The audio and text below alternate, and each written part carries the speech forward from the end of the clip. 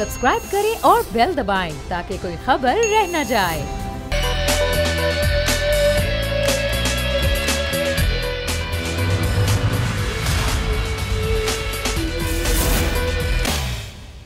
बिस्मिल्लाहिर्रहमानिर्रहीम, अस्सलाम वालेकुम। प्रोग्राम में मैं सुमैया रिजवान आपको वेलकम करती हूँ। नाज़रीन, मुल्क की सियासत जो कि हम देखते हैं रोज़ाना की बुनियाद पर एक हलचल लिए हुए होती है, और आज अगर हम बात करें तो बड़ी खबर यह आई कि मुशीर एहतसाब शहजाद अकबर ने इस्तीफ़ा दे दिया।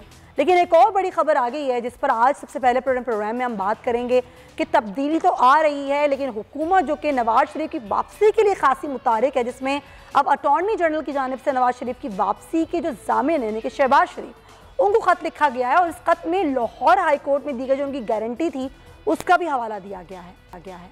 लाहौर हाई कोर्ट में जो अंडरटेकिंग दी गई थी उसमें कहा गया है कि दी गई अंडरटेकिंग पर अमल दरामद करवाएं, और साथ ही साथ इस ख़त में यह भी लिखा गया है कि नवाज शरीफ की रिपोर्ट्स 10 दिन में स्पेशल मेडिकल बोर्ड को फराहम की जाए, और मेडिकल बोर्ड को नवाज शरीफ की रिपोर्ट न देने पर कानूनी कार्रवाई की जाएगी, और लाहौर हाई कोर्ट में तौहीन अदालत की एक दरख्वास्त भी दायर की जाएगी। ये ख़त जो लिखा गया है ये बड़ा इंपॉर्टेंट है, क्योंकि पहले भी हुकूमत ये कह चुकी है कि मियाँ साहब को वापस लाने के लिए जो भी करना पड़ा वो हम करेंगे, चाहे मियाँ साहब वापस आए ना आए, लेकिन अब हुकूमत उनको वापस लेकर आएगी। तैयब बलोच से बात करते हैं। तैयब, ये जो अटॉर्नी जनरल की जानिब से ख़त लिखा गया है, ये पहली एक कोशिश कर दी गई हुकूमत की जानिब से कि मियाँ साहब को वापस लेकर आया जाए?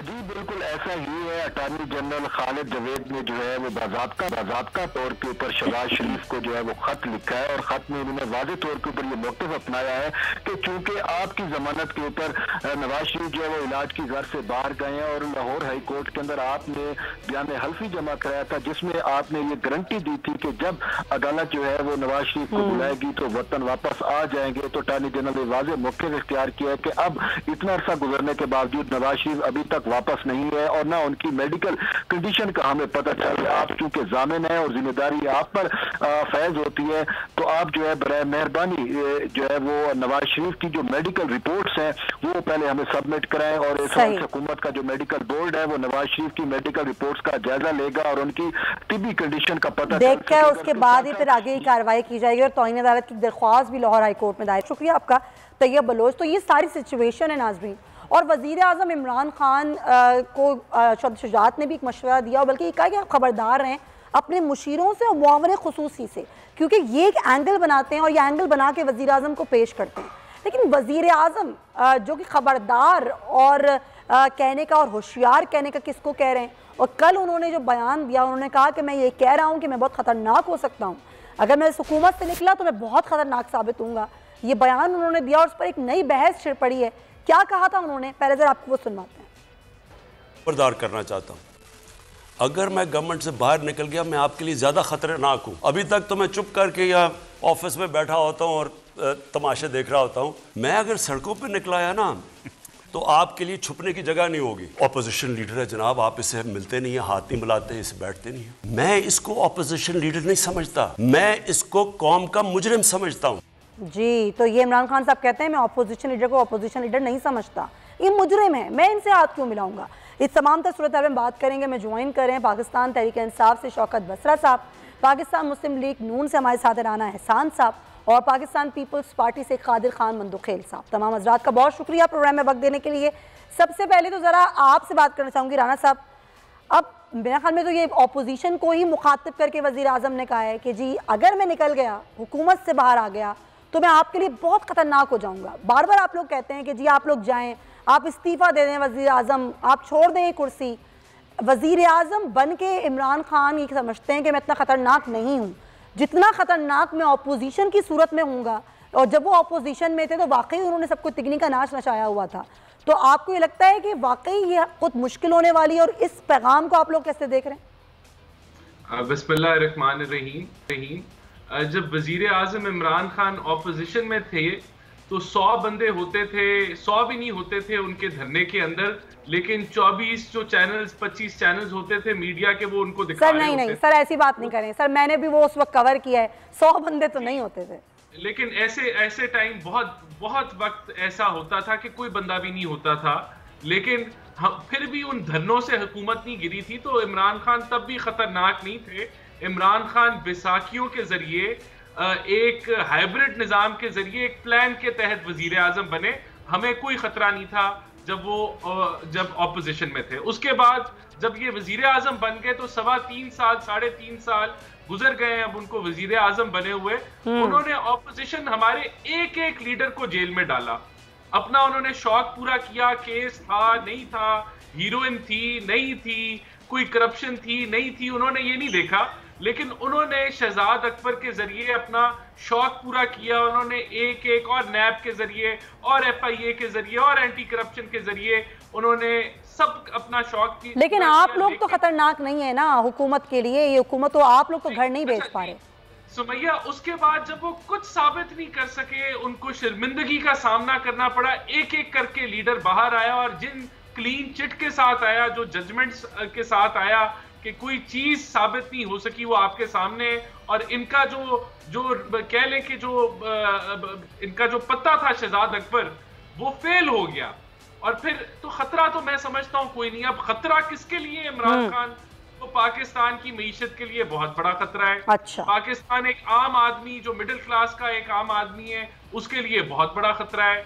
लेकिन किसके फवायद में है? जो माफिया हैं उनके फायदे में है, क्योंकि माफिया चले मईशत के लिए तो खतरा है, इमरान खान गरीब आदमी के लिए भी खतरा है, लेकिन अपोजिशन बिल्कुल भी खतरा नहीं है हुकूमत के लिए।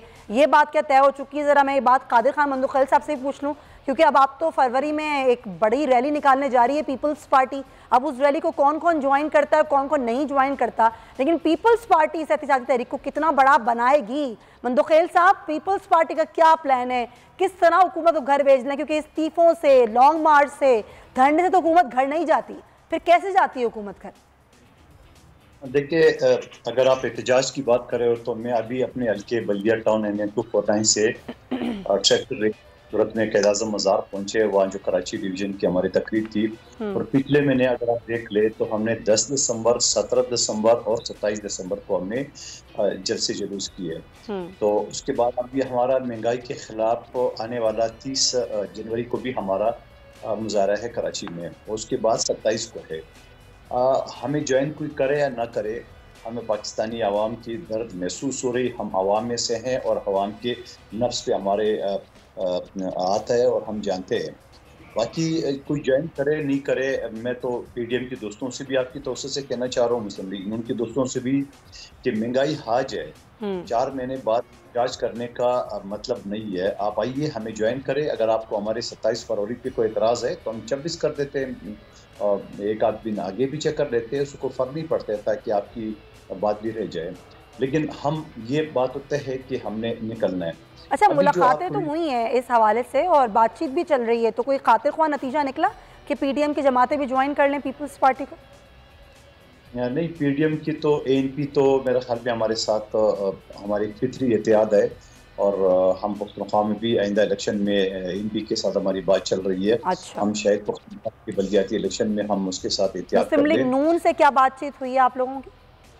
नहीं, मुस्लिम लीग नून से असम्बली के अंदर तुम्हारा वैसे ही इनके साथ जमीयत नून लीग ANP सबके साथ हमारा वैसे शुरू दिन से बार हमारा आपस में एहतियात हो या ना हो, असम्बली के अंदर तो हमारा हर वक्त होता है। और आपने देखा जब मीडिया का बिल आया तो शहबाज शरीफ साहब, मौलाना असद साहब और बिलावल भुट्टो साहब और तमाम हम लोग MNA जो है ना, वो असम्बली से पैदल वहाँ पे मीडिया के दोस्तों के पास गए। फिर इस तरह मजदूरों की जो 17,000 या 27,000 तक ले जाने की जो मजदूरों को निकाला गया पीपल्स पार्टी के दौर में जो लगे थे, तो वो भी हमने सब ने एक मुतफ़क़ा रायमल इख्तियार किया। और असम्बली के अंदर आपने देखा होगा, चाहे बजट हो, मिनी बजट हो, तो हम इकट्ठे हैं। तो ये एक रोज का एहतजाज होगा या फिर ये कई रोज पे मुहित होगा? एहतजाज कहाँ तक होगा? लॉन्ग मार्च की सूरत होगा, धरना होगा? प्लान क्या है वैसे आप लोगों का?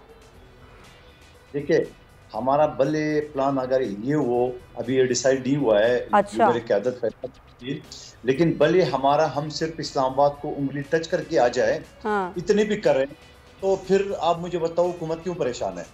हुकूमत ने तो 124 दिन की डांस पार्टी देखी उन्होंने, और पूरा पाकिस्तान को उन्होंने बिजली के बिल भी जलाया, हुंडी के जरिए बगावत का भी उकसाया है, सुप्रीम कोर्ट को तलवार कमीज भी लटकाया है, और PTI पे हमला भी किए है, और पुलिस अफसर को थप्पड़ भी मारा, और अपनी कज़न के साथ मिलके खंदके और कब्रें भी खोदना शुरू की है।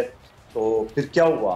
कुछ भी नहीं हुआ आपके सामने। और इसी भी थोड़ा पहले चले जाए, जब पीपल्स पार्टी की हुकूमत थी तो इन्हीं का यही कज़न जो है ना वो आया और सख्त सर्दी में वहाँ उन्हें धरने दी और उसके बाद फिश खत्म। तो सवाल ये जो साहब कह रहे हैं मैं खतरा हूँ, भैया बिल्कुल खतरा हूँ, बिल्कुल। मैं तो मुस्लिम लीग के दोस्त के से इतफाक नहीं करता हूँ जो बात कर रहा है, बिल्कुल खतरा है। ये वबा है, ये बर्बादी है, ये तबाही है, ये वो नासूर है जो पाकिस्तान की सियासत में आ गया और पाकिस्तान के हाशा नशर की आपके सामने है।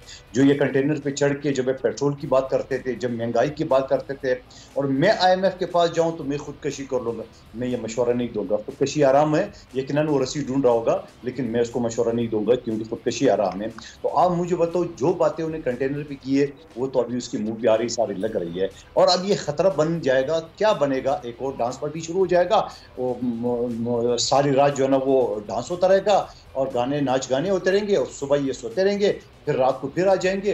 हो जाए 126 दिन पहले भी देख ली, अब क्या करेंगे। तो यानी कि आप समझते हैं कि कोई खतरा नहीं है, लेकिन आप लोग बड़ा खतरा हो सकते हैं हुकूमत के लिए। आखिरी जुमला जी, ये सारे वो कर चुके जब वो PTI के 22 साल का इसने कालाबाग डैम की तरह सबज बाग इसने दिखाया पाकिस्तानी आवाम को। अब तो इनकी शादी से बेजार है, इनकी मैंने असेंबली के अंदर नूर आलम खान, आमिर लियाकत, सारे तो हमारे सामने किस कर रहे हैं। अब कौन उनके साथ है, ये इनका नवीद क्या नाम है, अहमद जवाद साहब, अहमद जवाद के साथ एक शो में बैठे हुए थे, पहली मर्तबा इंकशाफ किए।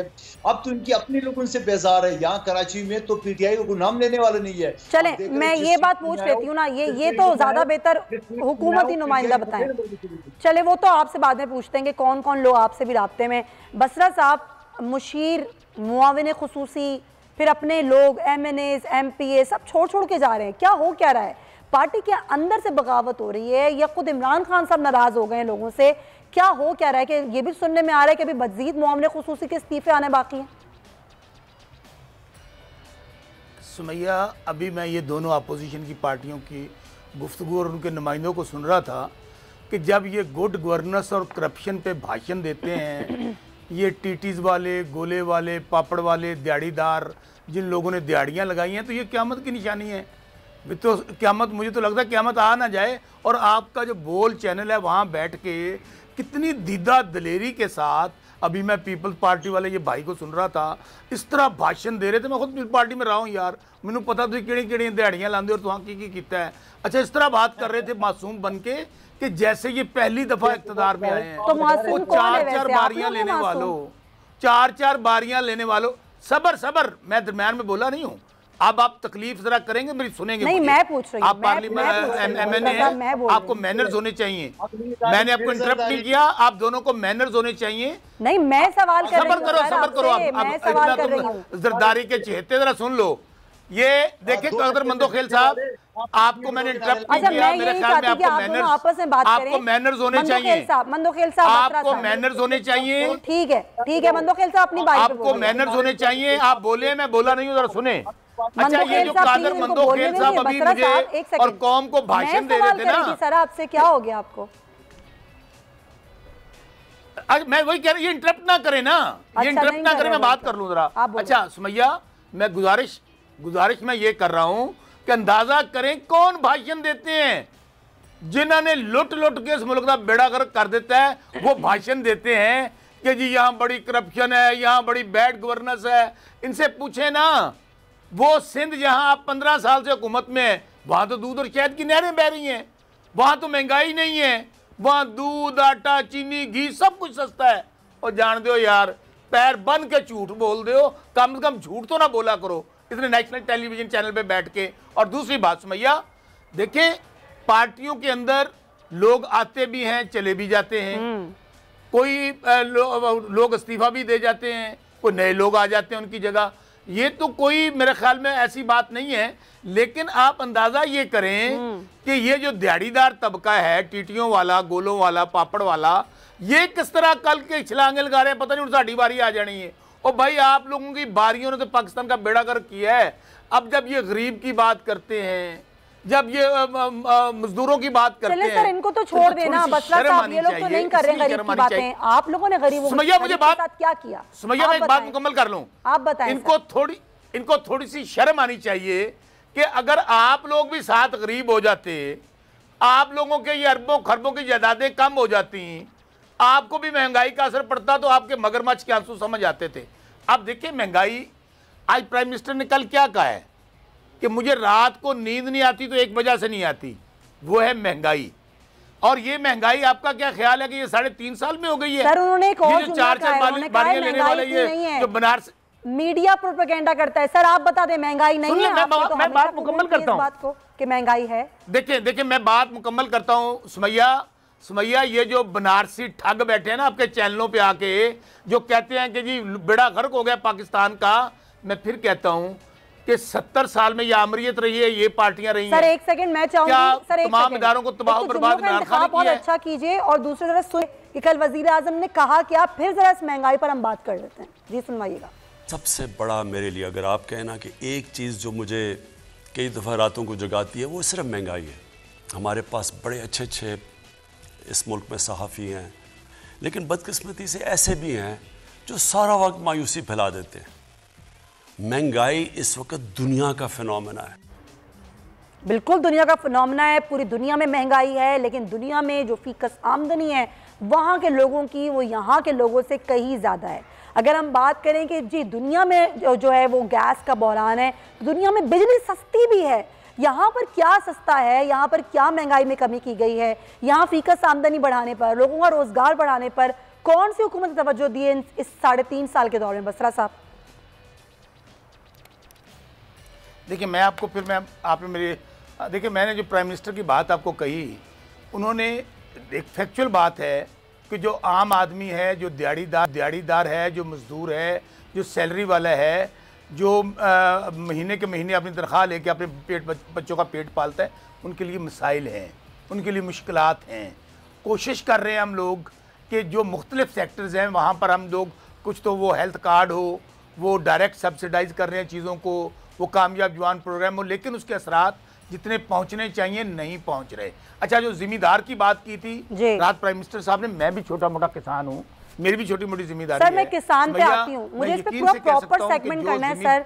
खाद पे मुझे पूरी प्रॉपर डिटेल बात करनी है, तो मैं चाहूंगी आप मेरे साथ रहिए, क्योंकि जाहिर है जो मामला है उस पर बात ना करें तो फिर कैसे बात होगी। तरीके से अभी बसरा साहब बात कर रहे थे कि जी मैं खुद किसान हूँ और मैं इस मामले को समझता हूँ, लेकिन बसरा साहब मैं चाहूँगी थोड़ी सी तवज्जो मैं भी दिलाऊँ कि जब ज़ाहिर ये खाद का सीज़न आया, खाद बनी भी पाकिस्तान में, लेकिन उसके बावजूद वहाँ कम क्यों हो गई यूरिया खाद? कई दफ़ा ये भी कहा गया कि खाद स्मगल हुई, स्मगलिंग की वजह से जो है वो यहाँ पर ब्लैक में फ़रोख्त होना शुरू हुई, फिर उसके बाद ब्लैक में फ़रोख्त होते होते यहाँ से गायब हो गई और एक बहरानी की कैफियत पैदा हो गई है। किसान परेशान है कि वो खाद कहाँ से ले और किस तरीके से जो है वो इस मामले को आगे बढ़ाए। हुकूमत इस बात को मानने को तैयार नहीं है। और अगर हम बात करें रवा बरस में तो पाकिस्तान गंदुम में खुद कफील हो चुका था, लेकिन अब ऐसी सूरत हाल नहीं है। क्यों नहीं है, इस पर हम ब्रेक के बाद बात करेंगे। Stay with us.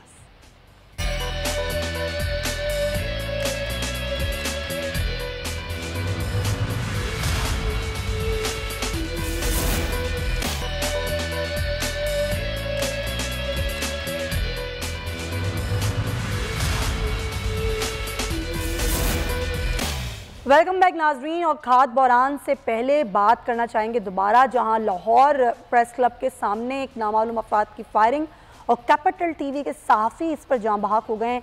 बसरा साहब, ज़ाहिर लाहौर जैसा शहर और यहाँ पर दिन दहाड़े इस तरह फायरिंग का मामला होना, सहाफ़ी को कत्ल कर देना, ये बहुत ही अलार्मिंग सिचुएशन है। इन्ना लिल्लाहि व इन्ना इलैहि राजिऊन। सुमैया बहुत अफसोसनाक है। अल्लाह ताला उनको जन्नत में जगह दे, उनके वर्सा को सब्र दे। और ज़ाहिर बिल्कुल आपका कंसर्न बिल्कुल दुरुस्त है कि ये जो प्रेस क्लब है सेंट्रल प्लेस है लाहौर के अंदर और पंजाब का कैपिटल है, वहाँ पर दिन दिहाड़े ये वक़ुआ जो है ये बिल्कुल चैलेंजिंग है for the government, for law enforcement agencies, क्योंकि हुकूमत का काम लोगों के जानो माल का तहफ़्फ़ुज़ है।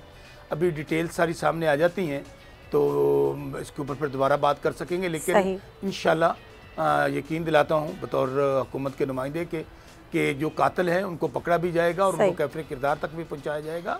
सहाफ़ी हमारे भाई हैं, हमारे माशरे का बहुत अहम पिलर हैं। कोई भी इस तरह किसी का भी कत्ल हो और अब इसके महरक़ात देखने पड़ेंगे कि इसमें क्या इश्यूज़ हैं, तो लेट्स सी मैं फिर कह रहा हूँ कि बहुत ही अफसोसनाक वाक़या है कि लाहौर शहर के अंदर हुआ। बिल्कुल ये होना नहीं चाहिए और ये अच्छी बात है कि आप कह रहे हैं कि जल्दी ही कैफरे किरदार तक पहुंचाया जाएगा। सेफ सिटी कैमरे हैं, उनकी मदद भी ली जा सकती है। पंजाब हुकूमत उनकी मदद ले सकती है। अच्छा, मैं ज़रा यूरिया खाद पर आ जाऊँ और फिर उसके बाद मजीद भी बात करते हैं, क्योंकि खाद जिस तरह मैंने कहा कि पाकिस्तान में जितनी तैयार होनी चाहिए थी उतनी तैयार हुई, यानी कि 6.7 मिलियन टन तक की जो ज़रूरत है वो है पाकिस्तान को और इतनी थी भी। लेकिन ऐसा हुआ क्या? अब किसान परेशान है, एहतजाज भी कर रहे हैं और वो कह रहे हैं गंदम की फसल और उसके बाद जो है वो आगे की गन्ने और मकई की जो फसलें हैं उसके लिए भी बहुत मुश्किल पैदा हो सकती है, यूरिया की खाद की ज़रूरत होगी। पीपल्स पार्टी भी आज एहतजाज करती हुई हमें नज़र आई। मंदोखेल साहब, लेकिन पाकिस्तान पीपल्स पार्टी को ये कहा जा रहा है कि सिंध में तो ऐसी सूरत हाल नहीं है, क्योंकि यहाँ पर तो गंदम की फसल तैयार हो गई। हाँ, यकीनन पंजाब में सूरत हाल खासी ख़राब है, लेकिन पीपल्स पार्टी की बेसिक वजह क्या है एहतजाज करने की?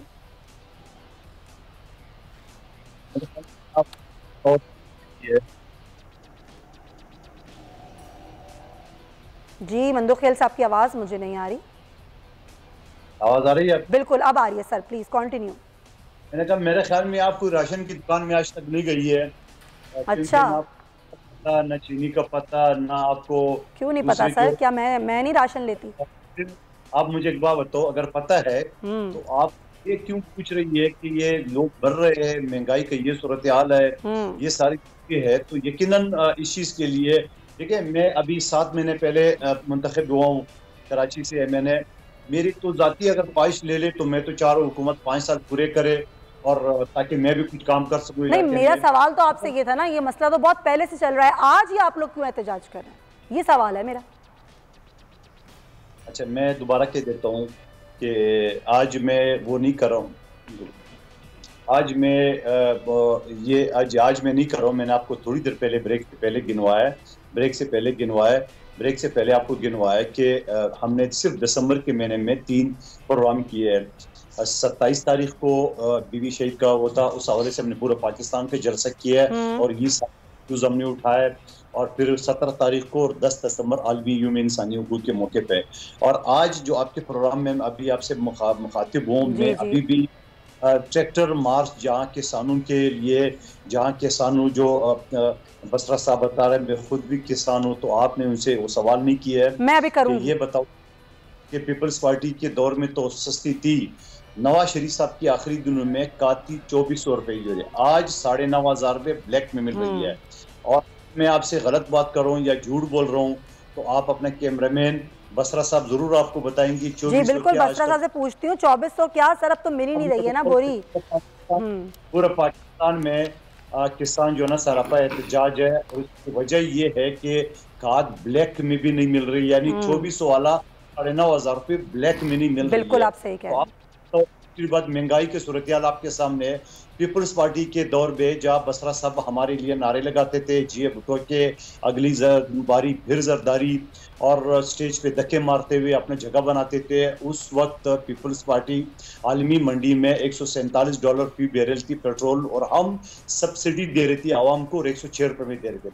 आज 80 रुपए के लगभग 80 से कम का आलमी मंडी में फीड बैरल जो डॉलर जो ना वो बैरल है, और मुजदा हुकूमत आपको 150 के लगभग दे रही है इस वक्त। और मजीद भी क्योंकि IMF के साथ उन्हें मुआहिदा किया है, IMF को बोला है कि हम 4 रुपए बढ़ाएंगे, और इस सूरत तो ये सारी सूरत हाल मैंने आपको जाती ख्वाहिश बता दी। मैं तो 4 हुकूमत टेनोर पूरे करे ताकि मैं भी अपना टेनोर पूरा। चलें, आपकी जाती ख्वाहिश आ गई है, लेकिन जाहिर है जो कोशिशें हैं वो तो ये नहीं है। राना साहब क्या वजूहत हुई इस दफा यूरिया खाद के बहरान की? आपको क्या लगता है? जी पॉइंट है कि मंदोखेल साहब, पॉइंट है कि मैं दोबारा आती हूँ आपकी जानिब। जी राना साहब, देखिए मैसिव मिसमैनेजमेंट है। जो भी मार्केट के हकायक हैं वो ये हैं कि 1770 जो कि ऑफिशियल रेट है, खाद इस वक्त बाजार में 2600-2700 से लेके 3000 रुपए की कीमत में ब्लैक हो रही है, जिसका मतलब है कि 700-800 रुपए से लेके 1000 रुपए का मुनाफा खाद की एक 50 किलो की बोरी पे लिया जा रहा है। सबसे पहले तो सवाल ये उठता है कि ये मुनाफा कौन ले रहा है? क्या इसमें इंतजामिया शामिल है? क्या इसमें PTI की हुकूमत शामिल है? ये एक बहुत बड़ा बुहरान है जो आपकी आगे आने वाले दिनों में खाद की वजह से जो आपकी एग्रीकल्चर आउटपुट है वो भी मुतासिर होगी और लोगों की फसलें तबाह हो रही हैं। इस वक्त जिस खुशहाल जमींदार की ये बात कर रहे हैं, पता नहीं वो पाकिस्तान में मौजूद है या नहीं है। मेरे भी जिन लोगों से राब्ते हुए हैं जो जमींदारा करते हैं वो निहायत ही परेशान है। वो डीएपी की कीमतों से परेशान है, वो खाद का ना मिलने से परेशान है, वो पेस्टिसाइड की कीमतें जो कि पता नहीं 300 गुना बढ़ चुकी हैं, जो उनकी खरीद पहुंच से जो है वो बेइंतहाशा दूर है, वो उससे परेशान है। और फिर जो ओवरऑल जो ये बहरान है ये उनकी आउटपुट को कम करेगा जिससे उनकी आमदन में कमी आएगी। इसकी वजूहात क्या है? इसकी वजूहात हुकूमत पाकिस्तान है। ये हमें कहते हैं कि जी इंटरनेशनल कीमतों में इजाफा हो गया है, ये बॉर्डर से स्मगल होती है। तो इनसे पूछें कि क्या बॉर्डर पे इंडिया की जो है वो कंट्रोल है? बॉर्डर पे हुकूमत पाकिस्तान का कंट्रोल है, बॉर्डर आप लोगों के कंट्रोल में है। चलें, ये बात तो मैं पूछती हूँ, लेकिन सर बुनियादी वजूहात जो किसान बता सकता है शायद ही वो कोई और बता सके। मेरे साथ रहेगा चौधरी अनवर साहब, हमें ज्वाइन करें।